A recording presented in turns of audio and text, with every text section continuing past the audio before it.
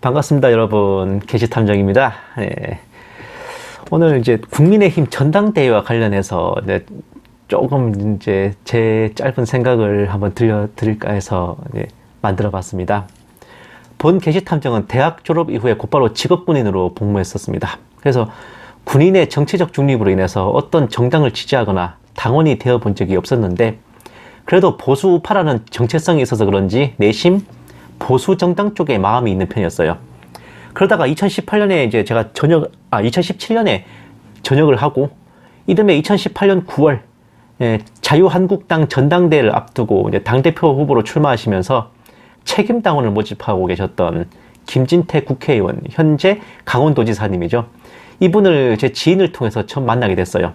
그리고 처음으로 입당 원서라는 것을 쓰고 당원이라는 것이 돼보았습니다. 평생 관심 1도 없었던 전당대회라는 거, 당대표를 뽑고 최고위원 등 지도부를 선출하는 행사가 알고 보니 어마어마하게 중요한 자리였거든. 특히 사나이 중에 사나이고 애국자 중에 애국자인 김진태 의원이 출마하는 무대인지라 본 게시탐정은 전당대회 전 기간 동안 그야말로 정신줄 놓고 미친 듯이 뛰어다녔습니다. 보세요. 선거대책본부 청년특보 임명장과 그리고 전당대회 현장에서의 모습입니다.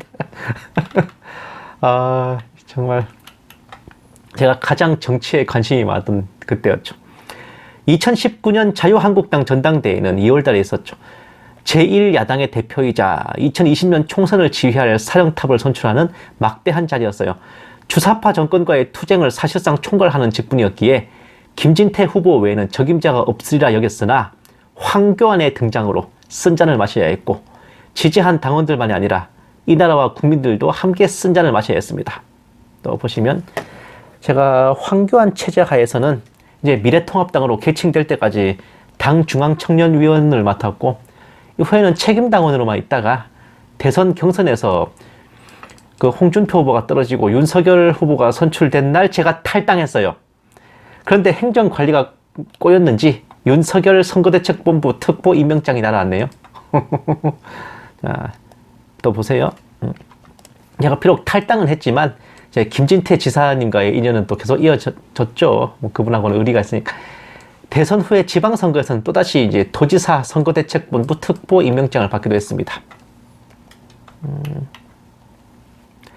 그러나 여전히 탈당한 상태로 있다가 이제 3월에 있을 국민의힘 전당대회를 앞두고 다시 제가 복당을 했어요. 재입당을 한 겁니다. 바로 당대표 후보로 출마하는 김준교 씨와의 인연과 친분 때문입니다.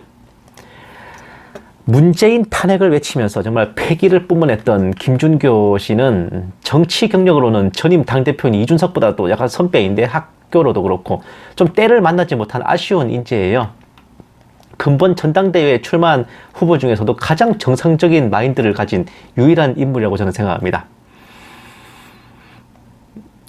또 보시면은 이게 이제 전당대회 일정인데, 이제 집권 여당이 된 국민의힘 전당대회는 2, 3월에 걸쳐서 진행돼요. 2월 10일에 컷오프를 거쳐서 이제 1차로 걸러내고 3월 8일에 전당대회와 본경선이 치러집니다. 만약 과반수 득표자가 없다면 1위와 2위 후보 간 양자 대결로 결선 투표가 치러지는 제도가 이번에 처음 이제 도입이 됐네요.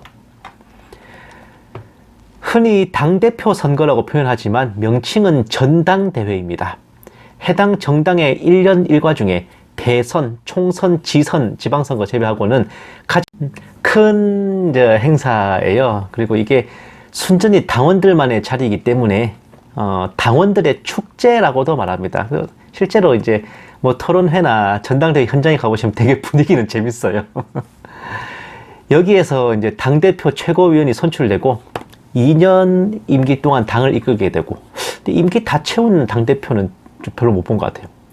특히 이제 당대표는 선거에 나갈 후보를 공천하는 막강한 권한이 있습니다. 월급 없는 무보수 봉사직 중에서 가장 강력한 직책이 아마 당대표가 아닌가 싶어요. 월급 없습니다. 무보수예요. 정당의 1인자를 일컫는 직함은 옛날에는 당수라 불렀고 당의 대가리라고요. 그리고 이제 다른 말로는 그 당 총재, 무슨 당 총재, 그러니까 또 당 위원장이라고 칭했고, 또 시간이 흐르면서 이제 당 대표 최고위원 원님이라고 하다가 이제 지금처럼 당대표로 확립됐습니다. 우리가 당대표라고 부르는 것을 공산주의 사회주의 국가에서는 서기장 또는 총서기라 부르죠. 좀 익숙하죠? 스탈린 서기장이잖아요. 북괴의 경우에는 총비서라고 하다가 현재는 이제 위원장이라 칭합니다. 뭐 서기장이니 총서기니 총비서라는 직책명은 우리나라에서 쓰는 사무총장에 해당하는데 당의 행정사무를 총괄하는 직책이 어째서 당 최고 지도자의 명칭이 됐나 하니 소련 공산당의 스탈린이 레닌 사후에 이제 그 직책에 있다가 1인자가 됐기 때문에 저절로 그 직책이 넘버원이 된 겁니다. 그것을 다른 공산국가들도 따라한 덕분에 총서기와 총비서들이 생겨난 거죠. 여기도 보면 당비서, 당서기, 우리가 생각할 때는 비서나 서기는 그냥 직원인데 그런 명칭이 어떻게 당의 그러니까 당 조직의 이제 지도자를 일컫는 호칭이 왜 비서랑 서기일까? 라는 게 바로 여기서 유래한 거예요. 아예 정부와 당이 한 몸이 된 공산국가와 달리 우리나라는 대통령과 집권 여당 당대표의 관계가 좀 미묘한데 대부분의 경우 대통령을 도와 국정을 성공적으로 이끄는 것이 당대표의 임무라고 생각하지만 본 게시탐정의 생각은 좀 달라요. 물론 원론적으로는 저 말이 맞습니다. 그렇지만 이게 방법론에서의 차이죠. 조선시대 때 이제 각 고을에는 관청이 있고 수령이 다스립니다. 사또 혹은 원님이라고 하는 이제 수령이 다스려요. 그런데 이제 관청에 속해 있지 않으면서 해당 고을의 양반들이 결성한 향청, 다른 말로는 유향소라고 하는 기관이 있었습니다. 당연히 이들의 임무는 고을을 다스리는 수령을 보필하는 것인데 이들이 수령을 보조하는 방법은 수령 휘하의 아전 향리들을 규찰하고 검열하고 수령이 올바른 정사를 펴도록 견제하고 감시하는 직책이었어요.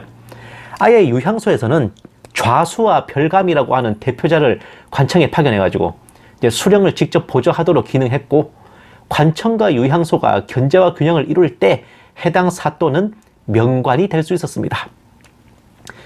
조선 후기에 이제 기강이 무너지면서 유향소가 있으나 마나 한 단순 자문기관으로 전락해버리자 사또가 제멋대로 정사를 펴면서 백성들이 도탄에 빠지고 나라가 막장으로 흘러갔으니 그 기능을 참 실감하고도 남을 터입니다. 조선시대의 유향소가 현재는 지방의회로 개성되었다고는 하지만 국가 전체 차원에서 보면은 대통령과 당대표는 사또와 좌수로 비유하면 딱 맞습니다. 특히 유향소의 대표인 좌수가 무보수 봉사직인 것도 현재의 여당 당대표와 딱 맞는 각이거든. 권력을 쥔 대통령에 대한 견제와 균형을 이루는 것은 야당, 여당을 막론하고 동일한 기능입니다. 하지만 야당 당대표는 정부에 대항하여 목소리를 내는 역할이라면 여당 당대표는 정부가 올바른 정치를 펴도록 목소리를 내는 역할입니다. 한마디로 대통령과 정부의 성공적인 임기 수행을 위한 보좌인 거예요. 즉 대통령과 당대표의 관계는 명령 복종 관계가 되어서는 안 되고 지휘 추종 관계가 되어서도 안 됩니다.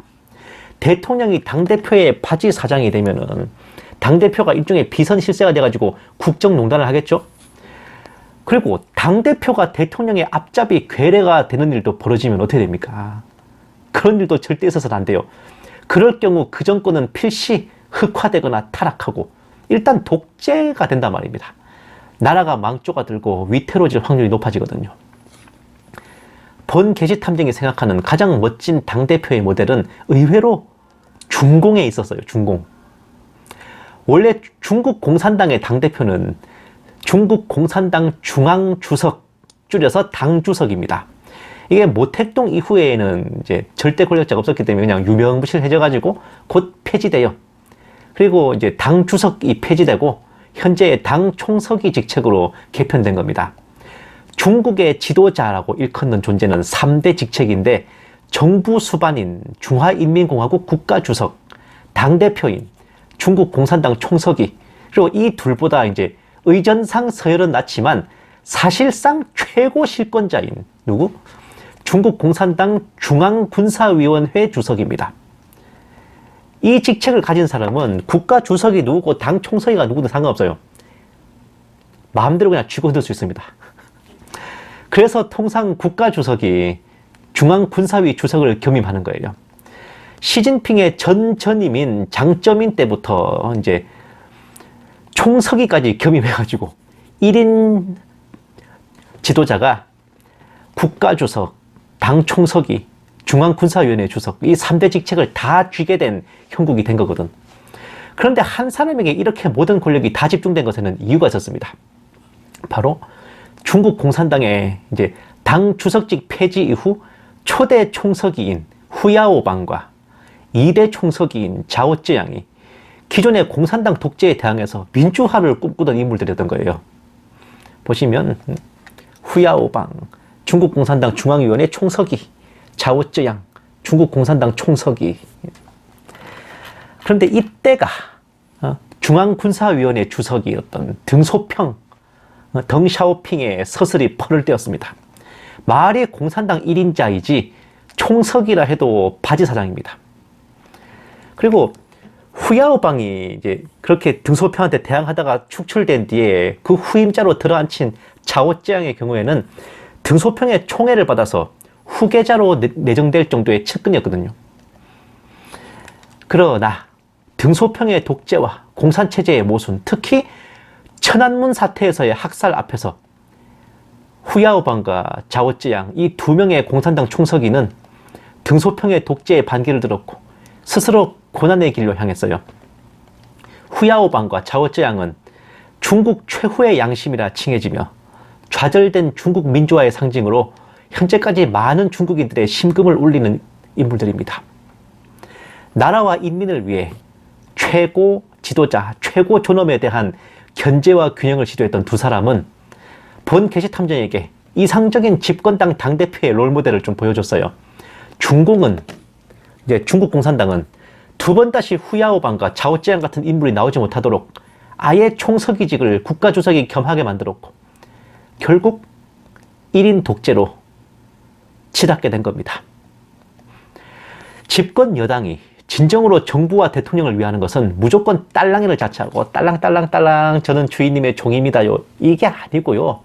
시키는 대로 그냥 손 번쩍번쩍 찬성 이렇게 손 번쩍 들어주는 거수기 노릇을 하는 게 아니라 옳은 것을 옳다 하고 그런 것을 그러다 하며 바른 정사를 펴도록 보좌하고 보필하는 겁니다. 그리고 그런 의지와 결심을 가진 자가 그 대표의 자리에 적합할 겁니다. 벌써부터 국민의힘 전당대회와 관련해가지고 이런저런 잡음이 나오고 이미 다 정해놓고 추대하는 거면서 요식행위로 투표하는 게 아니냐느니 하는 판인데 이래저래 걱정태산입니다.